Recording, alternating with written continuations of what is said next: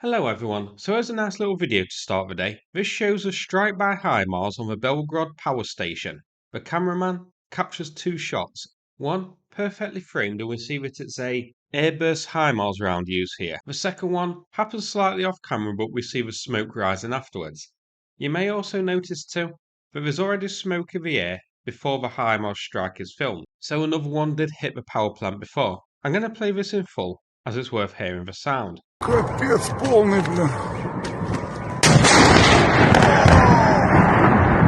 Какая жесть.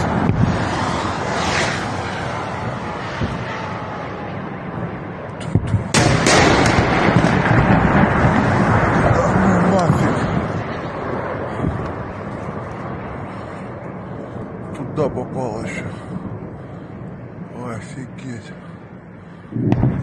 Бля. Вот это жесть. Фух.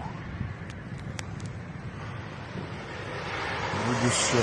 So at the end of the video before it cuts off you can hear the whoosh of possibly another HIMARS rocket approaching. So this thermal power plant may have actually been hit 4 times. It's a cool video because you can see it was the Airburst HIMARS used here.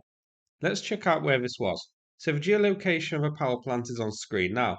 The rocket's looking to hit roughly in the area of the yellow circle. This must have been identified as being the key area of a power plant for Ukraine to target this bit like this.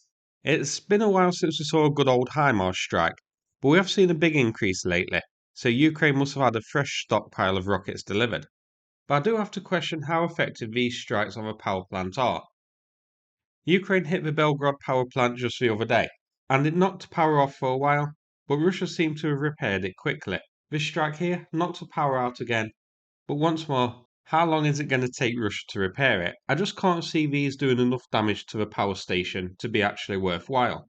HIMARS are great weapons, but is hitting a power plant and knocking the electricity off to Belgorod for a few hours really worth using 3 or 4 HIMARS rockets? Surely these are better used against stuff like SAM systems or Russian troop concentrations or Russian convoys or howitzer positions.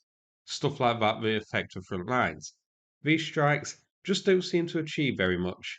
There's no permanent or prolonged blackouts in Belgorod reported. It seems a day later at the most, things are back to normal. Maybe I'm just being overly pessimistic here. I'm sure Ukraine does have good reasons for using HIMARS to hit this and wanted to take the power plant out and using HIMARS rather than drones. Zoomed out, this is here, 40 kilometers to the border just under. So easy pickings for HIMARS here. This is the nearest big city to Ukraine. So that's it for this video. Not much else to discuss here, but I hope you found it interesting. Now before we finish, a quick mention about a new fundraiser for Leonid, a volunteer we've raised money for in the past, who carries out evacuations of civilians from the front lines. He's requested if we can help out for a fundraiser to purchase an anti-drone jamming device, to try and down drones before they can reach their vehicles. His donation link and website are in the description. Big thanks to everybody who helped out in the past fundraisers. Thanks very much, and take care, everybody.